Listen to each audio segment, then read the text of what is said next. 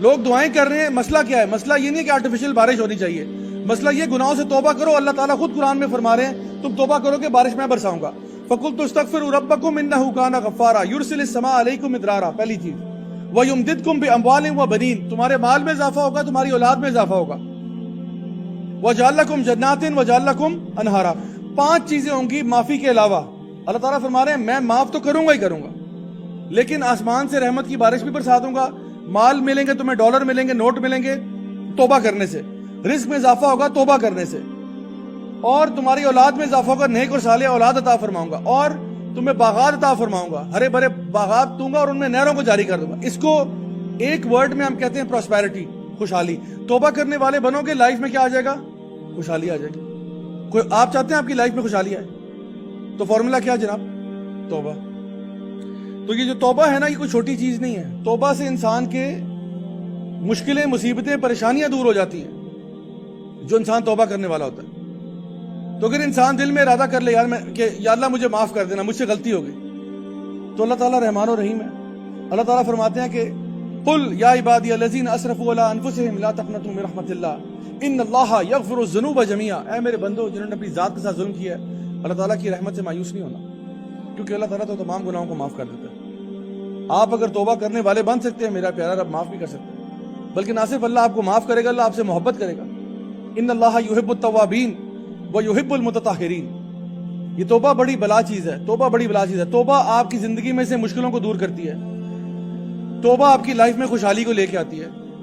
اللہ تعالیٰ فرماتے ہیں سورہ طلاق سورہ نمبر 65 آیت نمبر 2 اور 3 میں وَمَن يَتَّقِ اللَّهَ يَجْعَل لَّهُ مَخْرَجًا وَيَرْزُقْهُ مِنْ حَيْثُ لَا يَحْتَسِبُ وَمَن يَتَوَكَّلْ عَلَى اللَّهِ فَهُوَ حَسْبُهُ. اللہ تعالیٰ فرماتے ہیں جو شخص بھی اللہ کا تقوی اختیار کرے گا، یعنی تقوی کیا ہے؟ پرہیزگاری ہے. کس سے پرہیز ہے؟ چینی کھانے سے پرہیز ہے یا تلی ہوئی چیزیں کھانے سے پرہیز ہے؟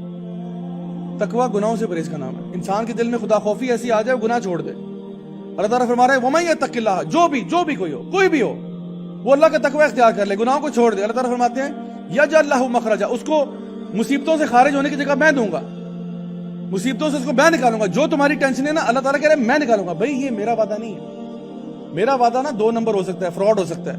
اللہ تعالیٰ قرآن مجید میں وعدہ کر رہا ہے کہ اگر تم توبہ کرنے والے بن جاؤ، نیکی کے راستے پہ آ جاؤ، اللہ تعالیٰ کہہ رہے ہیں مصیبتوں، تمہاری جو ٹینشن ہے ان سے بعد تمہیں میں نکالوں گا. اللہ گارنٹی دے رہا ہے. اللہ کی بات پہ کوئی شک ہے؟ ایک یہاں پہ کوئی ریڈی والا ہو نا، ریڈی والا، وہ کہہ رہا ہو جی سیب میں بیچ رہا ہوں 100 روپے کلو. اب اگر میں اس کو 100 روپے دیتا ہوں تو مجھے کتنے سیب دے گا؟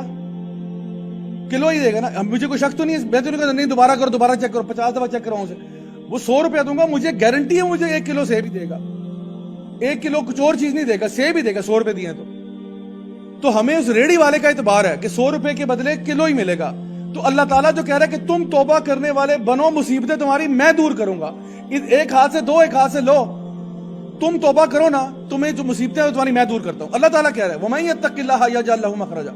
آگے فرمایا وَيَرْزُقْهُ مِنْ حَيْثُ لَا يَحْتَسِبُ. اور نہ صرف کہ تمہیں مصیبتوں سے نکالوں گا، تمہیں رزق دوں گا میں وہاں سے جہاں سے تم نے سوچا بھی نہیں ہوگا. اللہ اکبر کبیرہ. اس کے علاوہ کیا چاہتے ہو؟ اللہ تعالیٰ فرما رہا ہے میں رزق دوں گا، ادھر سے نوٹ دوں گا، رزق دوں گا، پیسہ دوں گا، خوشحالی دوں گا جہاں سے تو نے کبھی سوچا بھی نہیں ہوگا. وہ تیری کیلکولیشن میں بھی چیز نہیں تھی کہ بھئی یہاں سے بھی رزق آ سکتا ہے. اللہ تعالیٰ کہہ رہا ہے میں وہاں سے دوں گا. اور پھر فرمایا وَمَن يَتَوَكَّلْ عَلَى اللَّهِ فَهُوَ حَسْبُهُ. جو اللہ پر توکل کرے گا اللہ اس کے لیے کافی ہو جائے گا. مجھے بتائیں اگر اللہ میرے اور آپ کے لیے کافی ہو جائے، اس کے بعد زندگی میں کوئی ٹینشن رہتی ہے پیچھے؟ سمپل سی بات ہے. قرآن مجید کھول کے یہ باتیں بیان کر رہے ہیں ہمارے سامنے. ہم پتہ نہیں کہاں چل رہے ہیں، ہم پتہ نہیں کس ٹرک کی بتی کے پیچھے لگے ہوئے ہیں. دین ہمیں کدھر لے کے جانا چاہ رہا ہے. اللہ تعالیٰ کہہ رہے ہیں تو توبہ کر، اللہ کی طرف لوٹ کے اللہ کا بندہ بن، اللہ کا بندہ بن، اللہ کی طرف لوٹ کے دیکھ تیری لائف میں خوشحالی کیسے آتی ہے. میں جس لائف سٹائل میں پہلے تھا، پیسہ دولت ہونے کے باوجود ٹینشن ڈپریشن میں سمجھ نہیں آ رہی کیوں ہو رہی ہے. بھائی رات کو نیندیں نہیں آ رہی، رات کو نیندیں اڑی ہوئی ہیں، پتہ نہیں کیا ڈپریشن جو ہے نا اوپر آئی ہوئی ہے. جیسے ہی اس طرف آیا الحمدللہ اللہ تعالیٰ نے دل کو ریلیکس کر کے رکھ دیا، بالکل ریلیکس. پہلے مجھے نیند نہیں آتی تھی، ابھی مجھے آپ 4 سیکنڈ دیں مجھے آپ کے سامنے سو جاتا ہوں میں. لٹرلی یہ حال ہے. تو اگر آپ زندگی میں سکون چاہتے ہیں نا، یہ چھوٹا سا فارمولا پکڑ لیں. میں آخر میں صرف ایک واقعہ سنا کے بات کو ریپ اپ کرتا ہوں. ایک بہت بڑے ہمارے امام گزرے، امام احمد بن حنبل رحمہ اللہ تعالیٰ، بہت بڑے امام گزرے. ایک دن جی وہ مسجد میں فجر کی نماز پڑھ رہے تھے. فجر کی نماز پڑھنے کے بعد جو ہے نا وہ ان کو ایسے خیال آیا کہ آج گھوڑے پہ بیٹھتے ہیں اور سفر کرتے ہیں. ویسے ہی مطلب ایک ہوتا ہے نا بندے کی روٹین ہوتی ہے کہ سفر کرنا, ان کی کوئی روٹین نہیں تھی ایسی.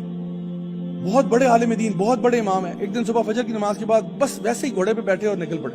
چلتے گئے کتنا لمبا, کوئی 4-5 گھنٹے کا سفر کر کے کسی گاؤں میں جا کے پہنچے. وہاں جب پہنچے صبح کے اب 11-11:30 بج رہے ہیں, تو وہ کسی مسجد میں پہنچے. انہوں نے کہا بھائی مجھے کوئی یہاں پہ کوئی تھوڑا سا بندہ جو نا رہنے کے لیے کوئی ٹائم دیتے, تھوڑا سا میں یہاں پہ اپنے آپ کو ریسٹ کر لوں. تو جو خادم تھا مسجد کا, انہوں نے کہا نہیں, اس نے پہچانا ہی نہیں ان کو. اس نے کہا بابا جی ایسی کوئی بات نہیں, آپ یہاں سے باہر جائیں, ابھی تو جو ہے نا مسجد بند ہے. انہوں نے کہا بہت مہربانی ہوگی یار, ذرا مسجد کھول دو, میں تھوڑا سا ریسٹ کر لوں. انہوں نے کہا بابا جی ابھی ٹائم ہی نہیں ہے مسجد کا, جب مسجد کا ٹائم ہوگا, زور کا ٹائم ہوگا, تب آپ آئیں, زور کے بعد بے شک لیٹ جانا, ابھی مسجد بند ہے. ابھی یہ بات چیت چل ہی رہی تھی کہ ایک اور شخص وہاں سے گزر رہا. اس نے کہا بھائی کیا ہو گیا, کیوں آپ بابا جی کو تنگ کر رہے ہیں؟ انہوں نے کہا یار یہ اصل میں نا آ گئے ہیں, کہہ رہے مسجد کھولو, میں ابھی ٹائم نہیں ہے, صفائی کرنی ہے, جو بھی ہے. تو اس نے کہا بابا جی آپ اس کو چھوڑیں, آپ میرے ساتھ آئیں, آپ آئیں میرے ساتھ, میں آپ کو نا کھانا شانا کھلاتا ہوں, آپ ذرا میرے پاس ریسٹ کر لیں. وہ چلا گیا, اس کی دکان تھی بندے کی, تندور تھا اس کا. وہ امام احمد بن حنبل رحمہ اللہ تعالیٰ کو پکڑ کے تندور کے پاس لے گیا. وہاں جا کے اب روٹیاں بنانا شروع کر رہا ہے. روٹیاں اور دال چنے جو بھی وہاں پہ پکتا تھا وہ اس کو ساتھ پک رہا ہے. اب وہ روٹیاں لگا رہے ہیں, امام صاحب نوٹ کر رہے ہیں کہ یہ جو بندہ ہے یہ جب بھی روٹی لگاتا ہے تو یہ اس کا منہ ہل رہا ہے مستقل. تو انہوں نے پوچھا کہ بھائی کیا میں آپ سے پوچھ سکتا ہوں کہ یہ آپ مستقل طور پہ کیا پڑھ رہے ہیں, کوئی وظیفہ پڑھ رہے ہو, کیا پڑھ رہے ہو؟ اس نے کہا کہ بابا جی میں تو بس استغفار کر رہا ہوں, اللہ کا بس استغفار کرتا ہوں, میرے سے غلطیاں ہو جاتی ہیں, کوتاہیاں ہو جاتی ہیں, استغفر اللہ معاف فرمائے, بہت غلطیاں ہوتی ہیں, کچھ غلطی سے ہوتی ہے, کچھ جان بوجھ کے ہو جاتی ہیں, تو اللہ سے بس معافی ہے, اللہ تعالیٰ معاف فرمائے. تو میری بس عادت ہے کہ جب بھی میں روٹیاں لگاتا ہوں میں استغفار کرتا رہتا ہوں ساتھ ساتھ. تو امام صاحب نے کہا کوئی فائدہ ہوا اس کا؟ کہتے ہیں فائدہ ایسا ویسا. کہتے ہیں آپ دیکھیں میری یہاں پہ روٹی اتنی ہے کہ ابھی یہاں لوگ نماز کے لیے آئیں گے نا, تو ہمارے اس گاؤں میں کوئی 6-7 ہیں تندور والے, لیکن جتنا رش میری دکان پہ لگے گا آپ کی سوچ ہے کسی اور کی دکان پہ نہیں. حالانکہ میں کیا بس یہی ہے, تندور ہے, روٹیاں ہیں اور دال چنے بس یہی ہے, لیکن اتنا رش ہوگا کہ آپ کی سوچ ہے, اور اتنا رش کسی کی دکان پہ نہیں. اتنا رزق دیا اللہ تعالیٰ نے. میں توبہ کرتا ہوں, میں استغفار پڑھتا ہوں, اللہ تعالیٰ نے میرا رزق کھول کے رکھ دیا, کوئی ٹینشن ہی نہیں میری زندگی میں. اور میں جو دعا مانگتا ہوں بابا جی وہ قبول ہو جاتی ہے, جو دعا مانگتا ہوں قبول ہوتی ہے. امام صاحب کہتے ہیں اچھا امام صاحب بڑے حیران ہو کہ بڑی حیرت کی بات ہے, کمال بات ہے آپ نے جو بات کہی ہے. کہتے بس ایک تھوڑا سا گلہ ہے. کہتے ہیں ان کا وہ کیا؟ کہتے گلہ یہ ہے کہ ایک دعا پچھلے ہفتے سے مانگ رہا ہوں وہ ابھی تک پوری نہیں ہوئی. انہوں نے کہا وہ کیا دعا ہے؟ کہتے وہ دعا یہ ہے کہ آپ نے نام سنا ہوگا, ایک بہت بڑے امام ہے یہاں پہ رہتے ہیں, احمد بن حنبل نام ہے ان کا. امام صاحب نے کہا ہاں نام تو سنا ہوا ہے. کہتے ہیں بس میری نا بڑی خواہش ہے, مجھے نا اللہ تعالیٰ کے دین کے ساتھ جو لوگ جڑے ہوتے ہیں نا ان سے بڑی محبت ہوتی ہے. دعا یہ ہے کہ اللہ تعالیٰ کبھی ان کا دیدار کرا دے, کبھی میں بھی ان کے ساتھ قدموں میں جا کے بیٹھوں, ان سے سیکھوں, کوئی علم کی 2 باتیں, کوئی دین کی باتیں جو نا میرے پلے بھی پڑ جائیں. میں ویسے ان پڑھ آدمی ہوں, مجھے پڑھنا لکھنا کوئی نہیں آتا, لیکن میں اللہ کے بندوں سے بہت محبت کرتا ہوں, اور امام صاحب سے تو کچھ ضرورت سے زیادہ ہی محبت ہے مجھے. تو میں چاہتا ہوں کہ میں جاؤں, بس کام کی مصروفیات ایسی ہیں کبھی جانا ہی نہیں ہوا, تو بہت دور رہتے, 4-5 گھنٹے کا سفر ہے سر, میں کیسے جاتا؟ امام صاحب نے اس کو گلے لگا لیا, خدا کی قسم مجھے نہیں پتا تو کون ہے یار, مجھے نہیں پتا, لیکن لگتا ہے ایسے کہ جیسے اللہ تعالیٰ نے مجھے اٹھا کے تیرے پاس بھیج دیا, میں امام احمد بن حنبل ہوں. کہتے ہیں مجھے یقین ہے اس بات کا بیٹا کہ اللہ تعالیٰ نے تیری استغفار کی وجہ سے, اللہ تعالیٰ نے یہ نہیں چاہا کہ تو میرے پاس آئے, اللہ نے مجھے اٹھا کے تیرے پاس بھیج دیا. اور کہتے ہیں مجھے نہیں پتا میں آج فجر کے بعد کیوں نکلا, مجھے نہیں پتا میں کیوں نکلا, نہ میرا معمول ہے یہ کرنے کا, لیکن لگتا ہے ایسا ہی ہے کہ جو ہے نا رب تعالیٰ نے مجھے وہاں سے اٹھا کے تیرے پاس بھیج دیا کہ میرا ایک بندہ ہے وہ تجھے بہت پکارتا ہے. آپ سوچیں یہ اللہ تعالیٰ کے معاملات ہوتے ہیں, یہ اللہ تعالیٰ کے معاملات ہوتے ہیں. بھائی اس راہ پہ چل کے تو دیکھو, پتہ چلے گا کہ اصل زندگی کھلتی کس طرح سے. لوگ اپنی مصیبتوں میں بیٹھے ہوئے, پریشانیوں میں, کبھی اس کے پاس جاتے ہیں, کبھی اس کے پاس جاتے ہیں, کبھی ٹینشنوں میں چلتے ہیں, سمجھ نہیں آ رہا کسی ہم لوگ سائیکولوجیکل ڈس آرڈرز کا شکار ہو رہے ہیں. حالانکہ اللہ تعالیٰ کہہ رہا ہے کہ تو توبہ کر کے اس رستے پہ آ, تیری ساری مشکلوں فکروں کا ذمہ میری طرف. مائی ڈیئر اسٹوڈنٹس, ہم لوگ نا اللہ کو یہ نہیں بتاتے کہ ہمارے پرابلمز کتنے بڑے ہیں, ہم اپنے پرابلمز کو بتاتے ہیں کہ ہمارا اللہ بہت بڑا ہے. پھر انسان کے دل میں نا ٹینشن نہیں رہتی.